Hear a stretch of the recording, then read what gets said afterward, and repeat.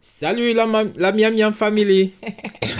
De retour avec vous et avec ma chaleureuse épouse Oh là charmante. là.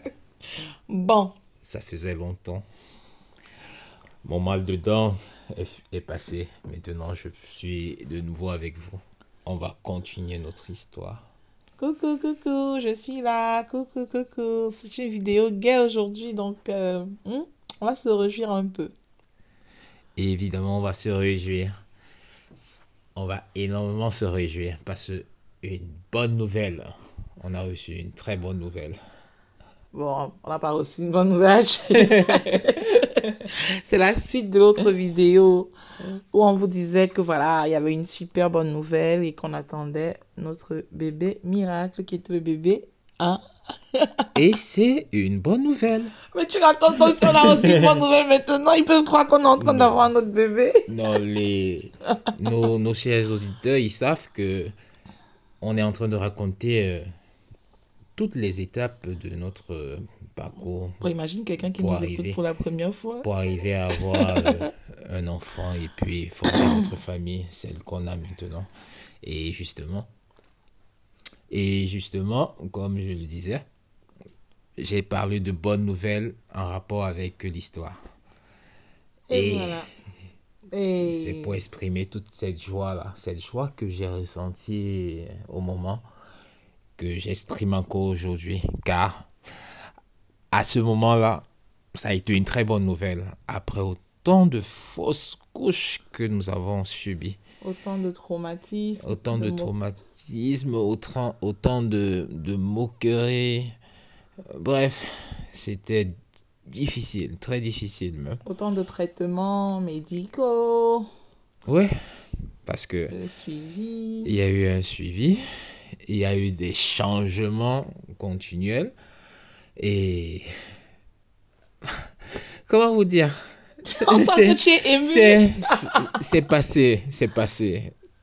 Les médecins ont été géniaux. Et les choses sont allées du bon côté. On a eu quelque Ouais, chose de on va dire positif qu'au vraiment. bout du tunnel, on a eu la lumière au bout du tunnel parce que vraiment, là, on vous le raconte, ça semble facile comme ça à raconter, mais c'est peut-être aussi, puisqu'on vous disait en tout début du récit de la première vidéo, Ouais. que nous, c'est juste vraiment pour vous redonner de De l'espoir. l'espoir, pour, voilà, pour que vous sachiez si vous êtes en train de passer par là. D'ailleurs, on veut dire vraiment merci à tous les couples, à toutes les femmes, et parce que dans certains fois, c'était juste des femmes qui nous contactaient, et des fois, c'était des couples en tout cas, qui nous ont contactés, qui nous ont interpellés sur notre témoignage, Ouais. pour nous remercier et peut-être nous faire part de ce que eux, ils étaient en train de rencontrer, un problème similaire. Similaire. On a même souvent trouvé carrément des couples avec le même problème et qui ne savaient pas comment s'y prendre, vers où aller, qui ont commencé par l'étape comme nous au début de rencontrer d'abord un gynécologue qui a donné le fameux premier traitement parce que les couples qui nous ont contactés nous ont même cité le traitement en question et Ouais. ça a été la même histoire en Et gros et c'est là on est en train de leur dire oui en fait vous devez aller voir un endocrinologue, vous devez faire ci. Donc, franchement, merci à vous qui êtes en train de nous faire confiance parce que on ne s'attendait vraiment pas à ce que ça touche autant de monde en de fait. personnes de monde, Et nous, on de veut vous couple. dire vraiment merci pour votre confiance. Euh, on espère vraiment mériter cette confiance. Gardez votre anonymat. Ceux qui nous ont demandé de faire part de leur histoire, on le fera. Et vous soutenir aussi dans Voilà, ce que nous avons comme expérience, dans notre petite expérience ce que partagée avec nous avons vous, vécu, comment on a fait pour comment s'en on a fait pour sortir. s'en sortir. Et En tout cas, on est en train de discuter avec certains couples pouvoir sur partager avec vous le cela messenger et de la que page et tout. les résultats que nous avons obtenus, que vous puissiez aussi Les obtenir obtenir, voire même plus. ce même résultat et bien plus Et encore. en fait, Et vous évitez les douleurs que nous, on a eues sur le parcours. ouais, Vous évitez vraiment les horreurs que nous, on a finalement vécues, quoi. Et aussi, essayez de vous raccourcir le chemin. Donc, nous, notre but, vraiment, quand on fait les vidéos, là, c'est de vous encourager, de vous redonner de l'espoir, de vous dire que c'est possible et de vous éviter le tâtonnement aussi. Parce que le fait de savoir que, bon, tel est passé par là, il a pris ça, on a fait ça, ça, ça. Donc, ça vous oriente directement. Peut-être on va vous dire, OK, allez voir tel spécialiste d'abord, faites plutôt ceci, faites plutôt cela. On vous fait pas comme aux autres couples avec lesquels on est là sur Messenger. On leur a montré carrément nos bilans médicaux, ce qui a été fait, ce que l'endocrinologue et tout. Et ça a permis à eux, ça leur a permis à eux de leur côté, du coup, de prendre un peu plus les devants avec l'équipe d'endocrinologie qui Ouais. sont en train de trouver ces jours-ci et de faire le relais avec l'équipe de gynécologie. Franchement, on veut vraiment vous dire merci du fond du cœur. Bon, Un là, très grand merci on à a été vous vraiment dans tous. l'émotion. Je crois que Monsieur Miam Miam, comme il n'était pas là pour l'autre vidéo, je vous ai dit qu'il ne pouvait pas vraiment parler. Et voilà, il a été dans Donc, l'émotion là. je suis entièrement de retour avec vous Voilà. et très heureux de pouvoir partager ces moments, Bon, mon cette chéri, on sort un peu de expérience. l'émotion, on raconte. Bon, voilà ce qui s'est passé. Bon, comme on vous disait, le test était positif. On a couru à l'hôpital. Et on vous a dit tout ce qui s'est passé dans la vidéo numéro 6. Donc ça, c'est la vidéo numéro 7 de notre parcours pour devenir, notre combat pour devenir parent. Oui, il y avait eu des menaces parce que je contractais beaucoup. J'ai eu des contractions très, très, très tôt au début de ma grossesse. On ne comprenait pas pourquoi. Et ils nous ont donné de la progestérone à forte dose, Oui, pour pouvoir aider aider l'utérus l'utérus à se à se relaxer relaxer et que le bébé et puisse puis tenir en pour que fait. le bébé aussi puisse tenir. Tenir, voilà. Et comme on vous disait dans l'autre vidéo, il y a une des fausses couches dont on ne vous avait pas parlé qui est arrivée autour de la 8e semaine d'aménorrhée. Voilà. Et Exactement. exactement. Et il y en a une autre, dans la toute première dont on vous a parlé, qui, elle, est arrivée après le premier trimestre de grossesse. Elle était vraiment avancée déjà. Donc, nous, ce qu'on s'était dit, du fait du traumatisme hein, des fausses couches, peut-être, je sais pas, psychologiquement, on avait besoin de se fixer des étapes, n'est-ce Oui, pas? On s'est dit, nous, ok, on attend de voir comment ça se passe. On attend d'arriver à la 8e semaine d'aménorrhée. Et arriver, on n'arrêtait pas de compter. On se disait, mon Dieu, pourvu que la 8e SA arrive et qu'on tombe dans la 9e SA. Si on traverse ce cap-là, c'est déjà quelque chose de gagné. ça sera Voilà, de soulagement. un Un soulagement. soulagement parce qu'on va dire, OK, on a traversé l'étape à laquelle on avait perdu un des bébés. Et après, on s'est encore fixé une autre étape. OK, si on réussit, voilà, à rentrer pleinement dans le 5e mois, voilà, ne pas avoir de soucis et tout, ouf! Du coup, on aura aussi traversé l'étape de l'autre fausse couche tardive, voilà, qu'on avait eu. On Donc, n'avait on s'est pas. fixé en fait des étapes parce qu'on était vraiment traumatisés. Bon, un peu avant il y ait le débattement, non, avant la 8e SA, déjà, il y a eu des problèmes, n'est-ce pas? Vers la 8e Je SA, il y a crois eu des que problèmes parce qu'on a eu la prolactine qui a commencé à remonter très fort. il y a eu le problème de prolactine. Il y a aussi eu, je crois, le problème de... Bon, parce on faisait des tests régulièrement et on essayait de voir la courbe.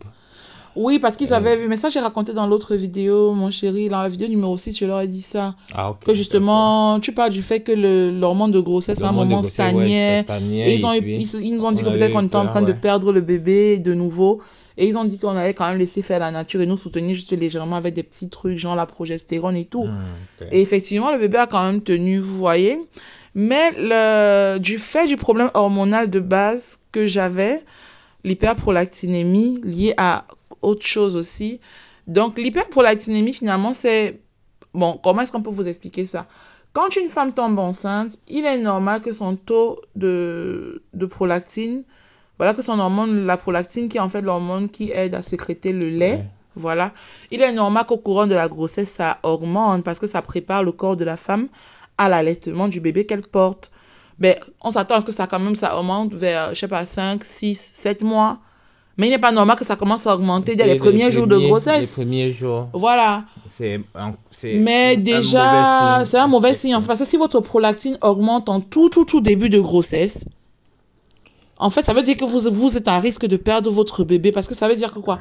L'hypophyse se met en mode, OK, moi, il faut que j'allaite quelqu'un là, tout de suite. Donc, l'hypophyse travaille en haut pour alimenter. L'usine commence à travailler pour produire la quantité de lait qu'il faut. Du coup, en bas, tout ce qui doit travailler en bas, au niveau de l'utérus, des ovaires et machin chouette et tout, la machine, en quelque sorte, va entrer en hibernation. Donc, le bébé ne peut pas faire, la grossesse ne peut pas suivre son cours normal. Donc, vous êtes à risque de fausse couche vraiment très élevé. Et c'est ce qui s'est passé dans notre cas.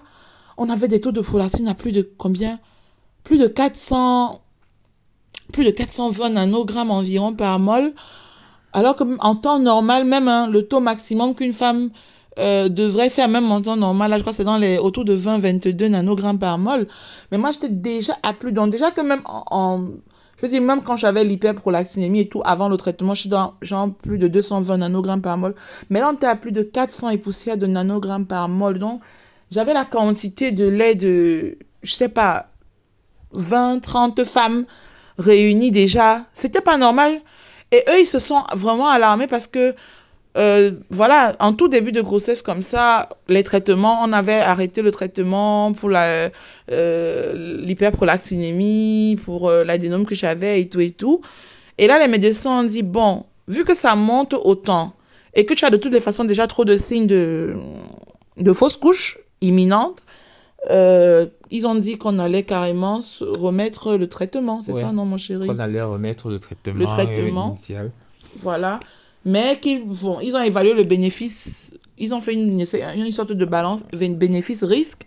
Ouais, Et ils nous ont dit, parce que ça avait plus de risques par rapport au traitement pour lequel on était placé. voilà. Et donc, ils nous ont dit on était Il y avait obligé des risques de... de malformation, je crois. Oui, voilà. Et donc, il fallait partir sur un autre traitement plus facilement toléré par... En fait, on va vous dire en gros, hein, en cas d'hyperprolactinémie, généralement, ils vont vous donner de la cabergoline. Et la cabergoline, c'est en fait du Dostinex. C'est le nom commercial, c'est Dostinex, mais c'est de la cabergoline, c'est le nom du principe actif. Actif, ouais. Voilà, c'est de la cabergoline. Mais la médecine a très peu de recul par rapport à la cabergoline, dans ce sens que, OK, c'est pas un médicament qui est tellement vieux comme pour vous dire que oui, on a vu des bébés nés sous cabergoline, on a vu leur bon développement, ils sont devenus adultes, voilà, machin chouette et tout. Donc, les médecins n'ont pas assez de recul. En tout cas, c'était le cas à notre époque-là. Et on est allé sur du Parlodel. Le Parlodel, en fait, c'est le nom commercial. Et le principe actif, c'est la bromocriptine, qui est souvent le traitement proposé en première intention par les gynécologues face à une femme qui présente de l'hyperprolactinémie. Mais en gros, le gynécologue, quand il fait ça, il est en train de traiter le problème en surface. Ouais. Il est en train de traiter en fait le symptôme du problème, mais il ne règle pas la cause du problème. Et c'est souvent pour ça que les femmes tâtonnent, et ça prend du temps. Elles font plein de fausses couches, ça revient et tout et tout. Donc, C'est pour cette raison-là que le Parlodel doit être prescrit, doit commencer à être pris tout juste quand la femme a conçu, a déjà bon, ça un dépend embryon, aussi, mon chéri, parce que ça dépend. Oui, mais mon chéri, ça sur la dépend voie. quand même. Ne disons pas ça parce qu'on n'est pas médecin. Le corps de chaque femme réagit différemment. Il y a des femmes peut-être à qui on va prescrire du Parlodel en première intention et chez qui ça va marcher. Peut-être, hein, on sait jamais. Bon, c'est vrai que dans la majorité des cas, non, Oui, mais il y a mais des personnes chez qui ça ne marche pas. si tu te rappelles, l'endocrinologue, L'endocrinologue. elle le disait, comme il y a eu perte de fausse couche pour le premier cas, que elle va nous mettre sur traitement par l'ODEL pour que on ne puisse Oui, plus pour avoir, faciliter, on ne pour que puisse plus avoir pour que le bébé n'ait pas, problème-là. voilà, oui, parce Parce que que, déjà, voilà. le Doxinès, lui, il remettait. En tout cas, je comprends. Moi, je pense juste qu'on ne doit pas dire certaines choses aussi trop en détail parce que nous, on n'est pas médecin. Quelqu'un pourrait nous écouter et contredire son médecin alors qu'en fait, nous, on n'est pas médecin et chaque cas est spécifique. Tu es d'accord avec moi? Donc, Parfaitement d'accord. oui. Pour nous, en tout cas, en gros, ils nous ont remis sous traitement hormonal, mais vu que la grossesse était déjà en cours et qu'il fallait éviter un médicament qui pourrait peut-être créer des problèmes avec le bébé et tout, dans notre équipe médicale, donc l'endocrinologue, de concert avec l'équipe de gynécologie de grossesse à risque, ils se sont mis d'accord pour nous donner de la bromocriptine qui est du par l'Odel. L'Odel. Parce qu'il fallait à tout prix que mes taux de prolactine chutent et redescendent. S'ils continuaient à monter comme ils étaient en train de monter, c'était une autre fausse couche assurée. Donc, on a recommencé par l'Odel qui m'a beaucoup menacée. Bon, j'avoue que sincèrement, on n'a pas vraiment eu de problème avec ce... En fait, on n'a pas eu beaucoup de symptômes, en tout cas de grossesse. On a... En fait, je n'ai pas eu trop de nausées, de vomissements. Oui, j'ai eu beaucoup de nausées un moment, mais ça a vraiment duré genre 2 mois. Hein. Oui. 2 mois maximum. Je me souviens parce que j'allais sur les forums, les gens disaient, ouais, il faut prendre du coca, il faut prendre ceci, il faut prendre cela. Et que je lui disais, mais je vais pas pouvoir tolérer le coca. Moi, d'abord, de nature, je bois même pas les jus gazés et tout. On m'a dit, prends du gingembre, prends ceci, prends cela. Donc, nous, sincèrement, en tout cas, en termes de symptômes de grossesse de tout début, là, j'ai pas eu trop de nausées, trop de Non, vertiges, trop de... c'était plus un désir de manger quelque chose de précis. Et qu'est-ce que je mangeais de précis? La salade au thon. La salade au thon. Et puis après, ça a été substitué par la piadina. La piadina. La piadina. La piadina, c'est une sorte de galette italienne, en fait, que vous pouvez farcir comme vous voulez. Et en tout cas, la mienne, là, il fallait qu'il y ait de la roquette. Vous vous souvenez, comme la salade de thon. Je voulais la salade de thon avec la roquette à l'intérieur. Et ma piadina, il fallait aussi qu'il y ait de la roquette. Et sentais la roquette partout. Oui, je sentais la roquette partout. Donc, je détectais la roquette même quand il n'y avait pas de roquette autour. Non, mais c'était franchement abusé. Non, mais j'abusais franchement. Et c'est bizarre parce que tu te souviens, en fait, je n'avais envie de rien manger. Il y a eu une période, c'était que la salade au thon avec la roquette. Et le médecin nous a dit qu'il fallait pas manger beaucoup de thon quand une femme est enceinte parce que c'était dangereux pour les taux de mercure. Généralement, les gros poissons contiennent beaucoup de mercure. Il faut pas en manger quand on est enceinte.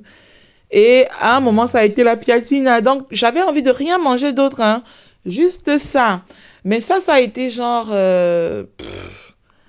Ouais, les 2-3 premiers mois, j'ai eu, voilà. Ouais, les 2 premiers mois, on va dire que j'ai eu un peu de nausées, un peu de... Mais c'était pas vraiment dramatique. Bon, j'ai pas eu de symptômes particuliers dans les envies de grossesse accrues. On n'a pas eu ça. Par contre, dès mon 4e mois... Ouais, vers le 4e ou le 5e mois... Je ne tolérais plus qu'on cuisine la viande. Ouais, les odeurs. Les odeurs, oui. Le parfum de la viande, les odeurs de la viande. Je ne tolérais plus tout ça. Je ne tolérais plus du tout ça. Ça pouvait m'envoyer vomir carrément. Ça a été une grossesse très médicalisée. On ne va pas vous raconter d'histoire parce que... voilà, c'était très médicalisé. Vraiment médicalisé. Vu que c'était une grossesse à risque, à haut risque, on avait des examens chaque semaine. On avait des échographies chaque semaine aussi. Et ce qui fait en sorte qu'il fallait faire un suivi continu pour se rassurer que tout se passe pour le mieux.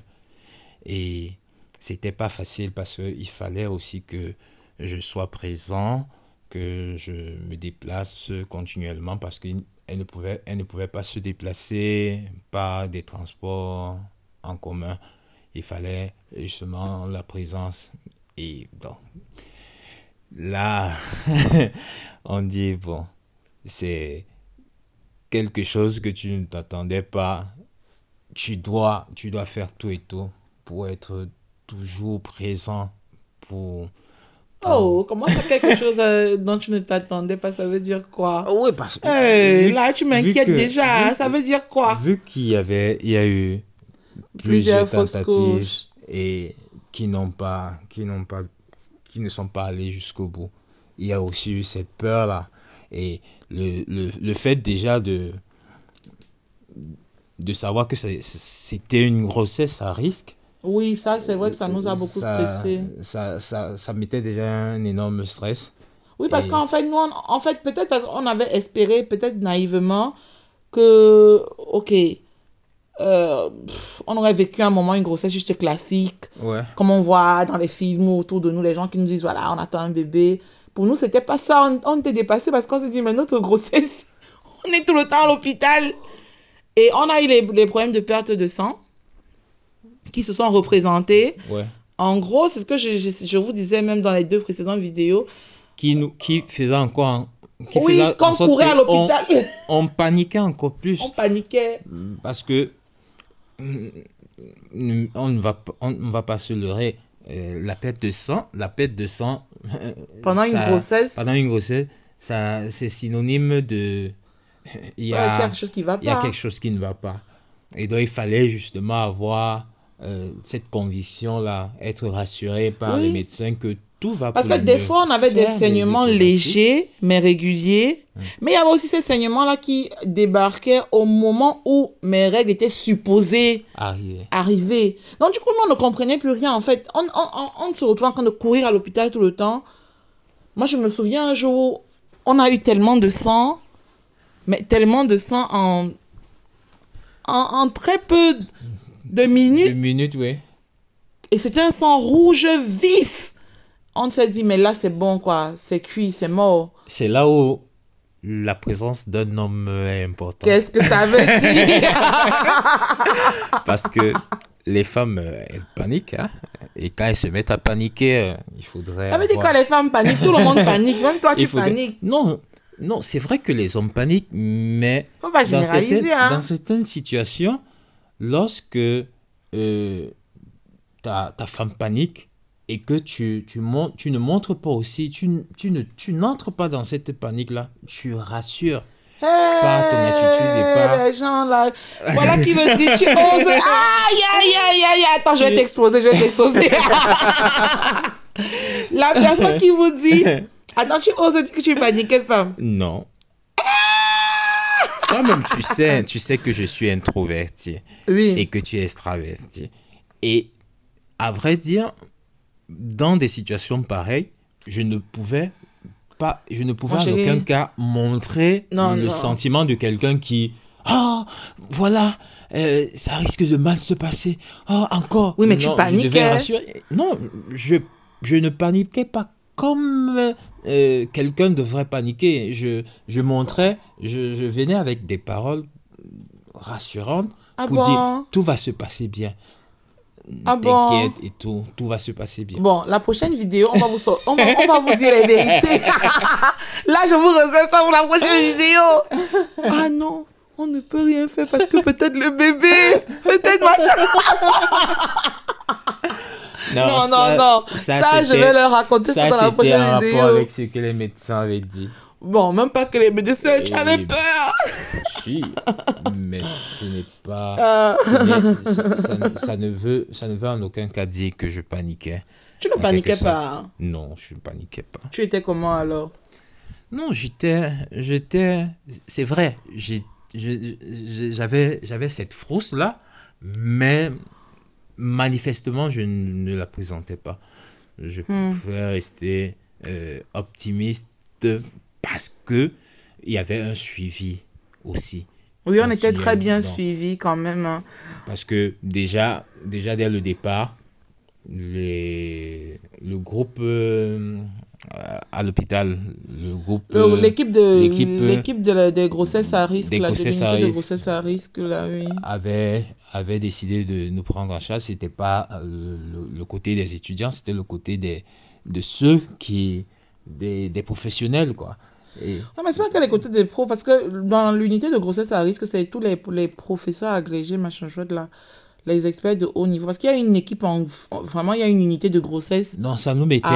mettait en Oui. confiance. Ça nous mettait en confiance. Bon, nous, il faut quand même avouer qu'on était un peu perdus parce que c'était hyper médicalisé. Franchement, comme il vous a dit, on était à l'hôpital pratiquement chaque semaine. On avait des examens de sang, examens d'urine. Et dans notre cas particulièrement, il fallait aussi faire le bilan hormonal assez régulièrement, histoire de voir si toutes les hormones restent dans les taux. Dans les taux qu'il faut. Oui.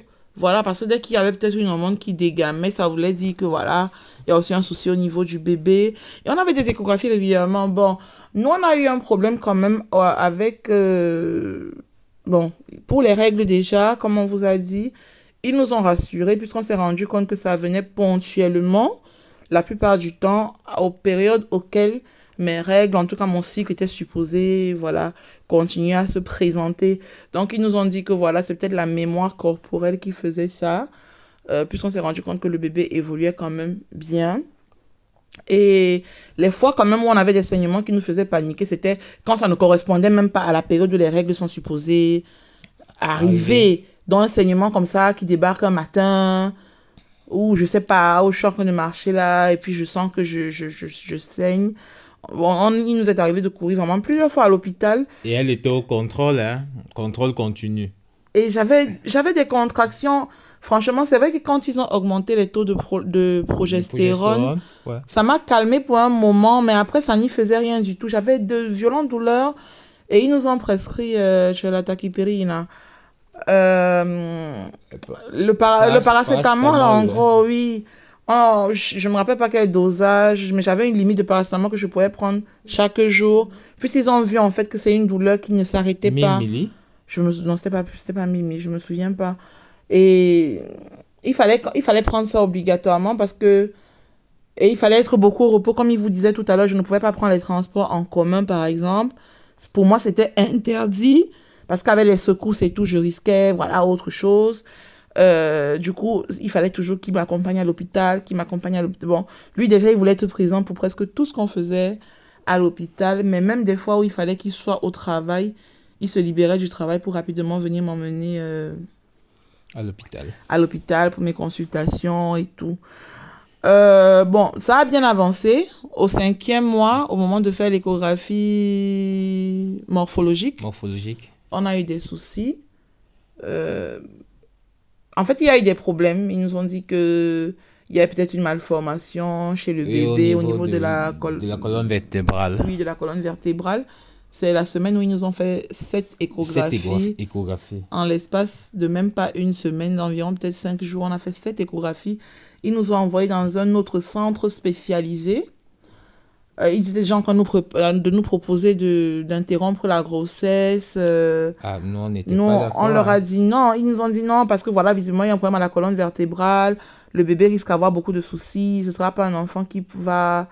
Et nous, on leur a dit, mais bon, quel que soit comment ce sera, on va accepter parce que on a tellement souffert pour Ah, avoir un voici. bébé et tout. Et là, on arrive au 5e mois, vous nous dites ce que vous êtes en train de nous dire, mais qu'est-ce qui se passe avec la colonne vertébrale? Ils nous ont envoyés dans un autre centre. L'autre centre n'a ni pu infirmer, ni pu confirmer leur diagnostic. Et là, ils ont fait venir un très grand professeur, tu te souviens, Claire Richie. Oui. Oui. Il est devenu professeur après, docteur Claire Richie. Ouais. Et il était en vacances en Allemagne. Ils l'ont fait venir ce jour-là. Il nous a dit, soyez à l'hôpital samedi matin, machin chouette et tout. Et on était là. Il est descendu de son avion. Il est arrivé là. Il est venu vraiment expressément pour nous. On le remerciera toujours, mais vraiment toujours. Il Dès n'a qu'il a posé... il n'a même pas fait 5 minutes, non? Non, son échographie a... Qu'est-ce que tu dis 5 minutes? Son échographie a duré 2 minutes. Même Hein? pas. 2 minutes, c'est compris le temps où je me suis installée sur la table. Genre, en fait, il vous dit ceci. Il vous dit ceci. Si... Il vous dit que si moi, je vous dis Que c'est ok. qu'un bébé est OK dans votre ventre, que j'ai fait l'échographie, c'est OK. Même si Jésus, Dieu le Père, ou même si Dieu le Père Tout-Puissant descend sur terre et vous dit le contraire, c'est que c'est faux.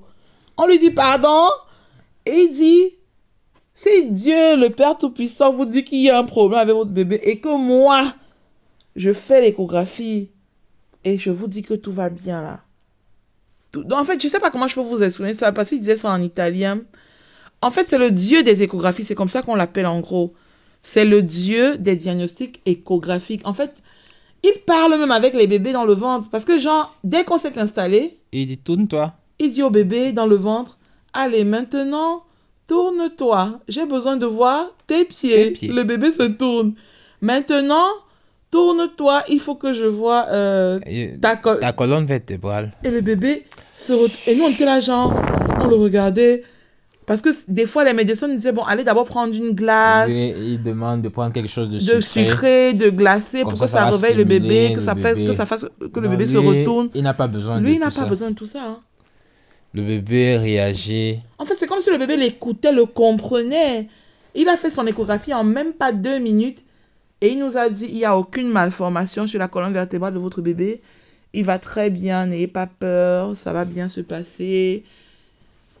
Et ça a été vraiment la grosse peur, en tout cas que nous on a eu durant le 5e mois, ça a été ça. Et on a continué à faire en tout cas les tests hormonaux, notre traitement hormonal par substitution. Ça a duré toute la grossesse. Et voilà. Puis Quand... le bébé a commencé à grandir jusqu'à Oui, ce il était que même plus grand que il la était norme même et plus grand tout. que la norme. Et ils nous ont dit qu'il était possible qu'on me fasse accoucher un peu avant parce que pour une première grossesse, c'est surtout une grossesse à risque. Et puis le bébé était quand même assez costaud, il était à presque 5 kg. Il était à 4 kg 700 et poussière déjà. Et voilà. Mais un peu avant ça, déjà vers le 7e mois, ils ont dit qu'il fallait interrompre le traitement hormonal Ouais, pour permettre à mon corps de se préparer à pareil à l'allaitement. l'allaitement. Parce que si on continue... En même temps, l'endocrinologue ne savait pas trop si me faire allaiter ou Ou pas. pas. Parce que elle avait peur que peut-être en allaitant, ça devait aggraver le problème de base que j'avais déjà. Et on se pose aussi la question de savoir est-ce qu'accouchement naturel ou accouchement par césarienne en fonction justement de ce problème hormonal qu'il y avait déjà. Mais finalement, ils ont dit que bon, je pouvais accoucher naturellement. Je pouvais avoir un accouchement par voie basse, voilà. Et donc, ils m'ont fait arrêter le traitement hormonal au 7e mois De de grossesse. grossesse. Et on est arrivé à l'hôpital à quoi 36 SA+5. J'ai fait 2 jours à l'hôpital ou 3 jours et tout. Et ils voulaient me faire accoucher dans la 37e SA. Ça s'est super mal déroulé. Parce qu'ils ont induit, comme on dit entre guillemets, cioè indotto. Oui. Hanno indotto il parto. Ils ont provoqué Provoquer pour l'accouchement. que il Voilà. puisse Pour sortir. que l'enfant puisse sortir Tout ça. tôt. Mais comme il était Genre, très le grand. médecin provoque, il s'en va, il change de tour de garde.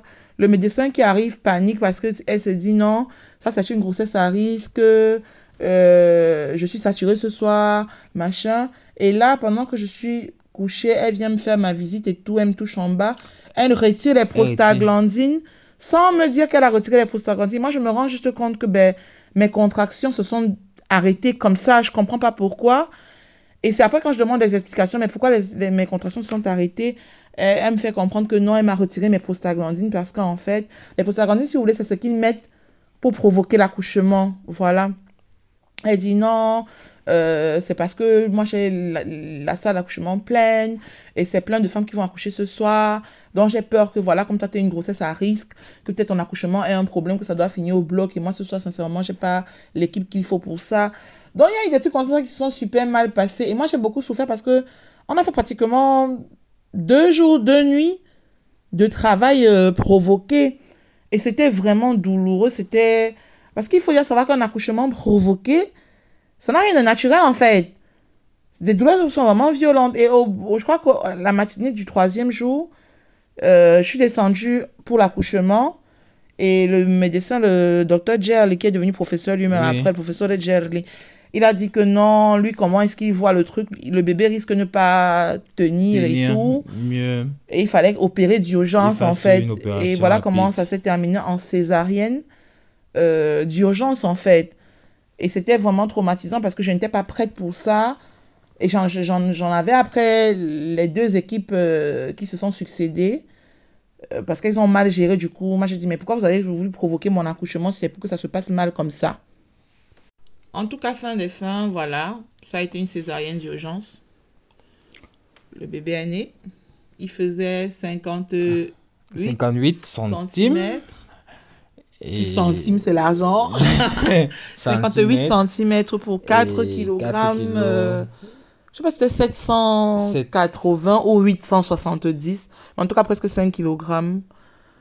Pour 58 centimètres, voilà. C'est un beau petit bébé. Et on était très contents. Voilà. Donc, on vous a raconté en gros notre grossesse miracle. Dès que je suis sortie de la salle de la césarienne, ils nous ont donné par contre l'autre médicament, pas le Parlodel ou la bromocriptine là. Ils nous ont donné plutôt la cabergoline, le Dostinex. Toxines? Oui, parce qu'ils ont dit que finalement ils ont changé d'avis. Il faut pas que j'allaite parce que en allaitant, bah ça va aggraver le problème de base que j'avais. Et donc il fallait que je prenne ces comprimés de Dostinex, donc de la cabergoline là, pour qu'il n'y ait pas de montée laiteuse. Oui. Et j'ai pris. Et quelques jours après, bah, un autre son de cloche, un autre endocrinologue qui vient et qui dit non, mais finalement, on n'aurait pas dû te donner ça. Donc, tu mets ton bébé au sein. Le fait qu'il tète, même ici, tète dans le vide pendant 2, 3 jours, le lait va revenir. va revenir. Par contre, je te conseille de ne pas l'allaiter plus de 6 mois. Ouais. Histoire qu'il n'y ait pas de conséquences après pour tout ton adénome. Et après 6 mois d'allaitement, donc nous, on pourra reprendre ton traitement de base. Bon, moi, j'ai été un peu têtue. J'ai largement dépassé les 6 mois. J'ai même largement dépassé 1 an d'allaitement. Et en gros, voilà notre grossesse, en fait. Ça a été une grossesse très médicalisée. Médicalisée et une grossesse aussi avec beaucoup, beaucoup de joie. Oui, beaucoup de joie, mais beaucoup aussi d'inquiétude. Ça a été beaucoup de suspense. Parce que c'est quand même épuisant. Je ne sais pas si vous vous rendez compte le fait d'être à l'hôpital chaque semaine. On ne vous a pas raconté qu'en fait, j'ai été hospitalisée pendant la grossesse. Il y a une partie de ma grossesse où, du fait des complications, j'ai momentanément perdu l'usage de mes membres inférieurs. Du fait de la même grossesse, après, j'ai eu des soucis au niveau du... Je sais pas. L'os l'os derrière là, du coccyx et tout. Donc ça a été très très compliqué. On a fait beaucoup de séjours à l'hôpital. À un moment même, sincèrement, tu te souviens, la veine de ma main là. Ouais, tu n'arrivais plus Oui, je n'arrivais plus parce que tellement on me piquait là-bas, on faisait plein de prélèvements de sang, de prélèvements de sang, de prélèvements de sang. Non, j'étais vraiment assez fatiguée. J'étais très fatiguée. Et j'avais un ventre kilométrique. Sincèrement, j'avais un très très long ventre. En tout cas, vous voyez sur les photos. Ah oui, parce que les photos là, c'est moi par contre. J'avais un très long ventre. Bon, là, ils voient même pas bien, mais c'était un énorme ventre. Hein. Et bon, voilà, en gros, on espère qu'avec ce témoignage, vous allez... Voilà, que ceux qui traversent des moments difficiles, qui ont du mal à avoir un bébé, qui ont des difficultés de conception... quelles que soient vos difficultés, voilà, nous on espère par ce témoignage que vous continuez à garder espoir et que vous ne baissez pas les bras et vous vous dites que si ça s'est bien passé pour nous, ça se passera aussi bien pour vous. Voilà. Donc, on vous dit beaucoup de courage. On vous dit beaucoup de courage et... on est là avec vous. Voilà. Donc la prochaine vidéo, parce qu'il y a des couples qui nous ont demandé cela, on va vous parler de ce problème-ci spécifiquement, de l'hyperprolactinémie et de ses conséquences sur la capacité à avoir des enfants. Voilà, on va parler de l'hyperprolactinémie, on va vous donner quelques détails, parce qu'il y a plusieurs couples qui nous ont contactés, qui nous ont demandé d'aller en détail dans notre récit. Nous, ce n'était pas prévu. En fait, on vous aurait raconté du coup comment ça s'est passé pour qu'on ait notre bébé 2. Mais ces couples-là ont insisté. Dans la prochaine vidéo, on va parler de l'hyperprolactinémie, de la conduite à tenir dans ces cas-là, des pistes à explorer. Et ce qui a été en tout cas pour nous, les pistes à explorer. Et bon, on va un peu rigoler en vous racontant les peurs de Monsieur Miam Miam. On va parler de la sexualité dans la grossesse. Là, tu ne rigoles plus. Là, il ne rigole plus. Non, il ne rigole plus. Je suis là. Ça peut arriver, hein, ça peut arriver. Qu'est-ce qui peut arriver? Là, tu perds tes mots. Tu as dit que tu ne paniquais pas. Ça peut arriver d'avoir un peu peur. Mais tu as dit que tu paniquais pas. J'ai dit je ne paniquais pas, mais que j'étais serein. Mais ça peut arriver parce que Personne ne souhaiterait justement avoir à, à perdre quelque chose qui il Attends. attendait. Et dans ces situations-là, des fois, on se dit, c'est mieux d'écouter ce que le médecin nous prescrit, nous ordonne de faire, que de faire à notre tête. Surtout aussi que la grossesse était une grossesse à risque et il fallait pas. Pourquoi tu rigoles? Moi, je ne dis plus rien. En tout cas, Il ne fallait la pas. vidéo suivante, Il fallait pas blaguer. il y a des gens qui vont passer au tribunal. Allez, vous avez dû sentir qu'on était très émus durant toute cette vidéo, ce partage.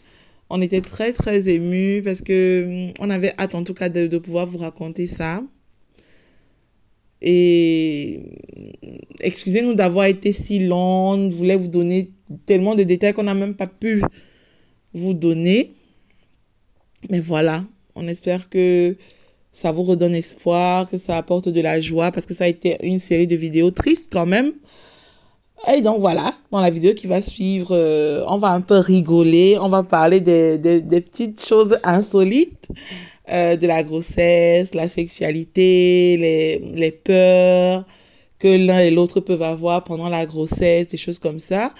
Et puis, on va aussi parler des soucis liés à l'hyperprolactinémie et ce que ça peut créer comme difficulté pour la procréation. Et on va encore parler de quoi?